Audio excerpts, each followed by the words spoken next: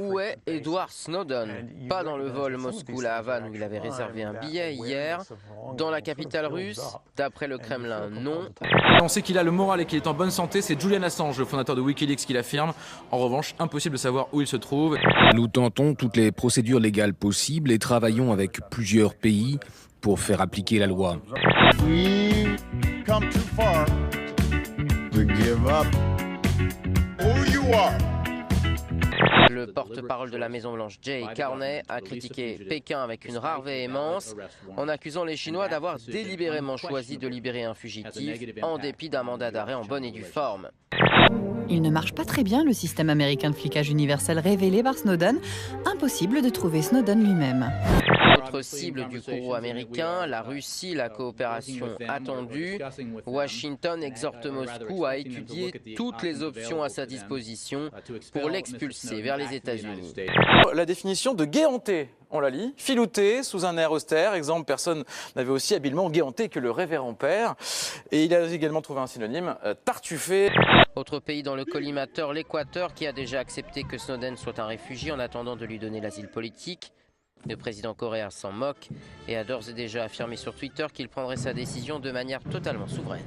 Cette histoire concerne la liberté d'expression et la sécurité des citoyens du monde entier. Par conséquent, nous devons analyser la demande d'asile de Snowden en profondeur, mais aussi dans la confidentialité.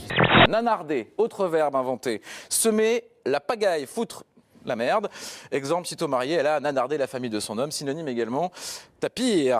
Quand Ouest France ça donne ça sur son lit d'hôpital, derrière lui un juge. Je sais, ça fait un bail que je suis suivi. Le Progrès de Lyon, arbitrage Crédit Lyonnais, tapis placé en garde à vue. J'ai soif, Coco, y a pas du champagne dans ton gourbi. Sud-Ouest, tribunal arbitral, tapis en garde à vue. J'ai jamais eu de chance avec les arbitres. Vous voyez ce verbe, catarir, et la définition est sèche. Comme un coup de trick, achetez la France. C'est le 1209 North Orange Street à Wilmington, c'est aux États-Unis. Et à l'intérieur, vous savez combien il y a de boîtes aux lettres à l'intérieur de ce bâtiment qui fait une vingtaine de mètres de long? Beaucoup, je suppose. 200 000, William.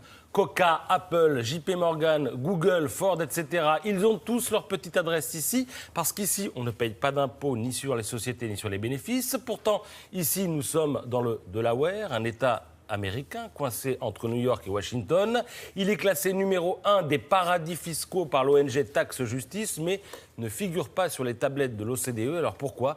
Eh bien parce que c'est un État américain. Le prix est décerné par un jury de journalistes et d'humoristes qui récompense chaque année l'auteur de la phrase la plus hilarante, qu'il s'agisse indistinctement d'humour volontaire ou involontaire. C'est ce que précise l'organisateur du prix, le Press Club. Et cette année, il y avait 16 phrases en compétition, et celle de Gérard Longuet qui a remporté la palme.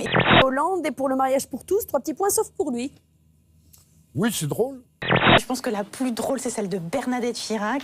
Je la cite. « Rendez-vous compte, dans ma famille, ils ont tous voté Hollande, sauf Jacques, mais il ne le sait pas. » C'est terrible. C'est un concentré de cruauté, de cynisme. Bernadette Chirac qui fait un détournement de procuration et qui s'en vante.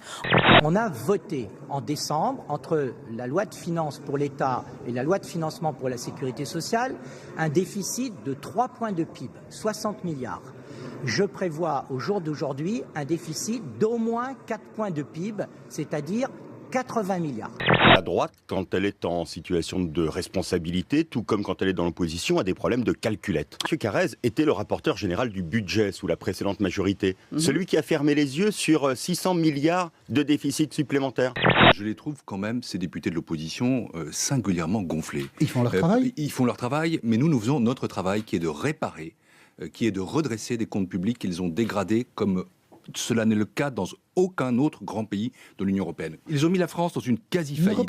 Je vous trouve très gonflé de persister plus d'un an après à faire porter encore et encore sur les années du précédent quinquennat la responsabilité que vous n'avez pas le courage d'assumer.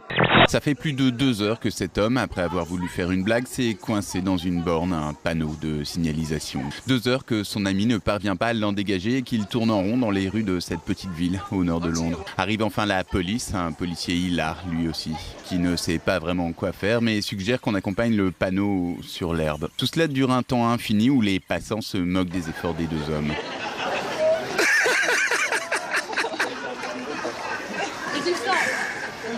Après s'être penchés un peu plus sur la question, ils finiront quand même par libérer l'homme panneau indicateur et faire cesser une plaisanterie qui s'est transformée en un mauvais gag à la Benny Hill.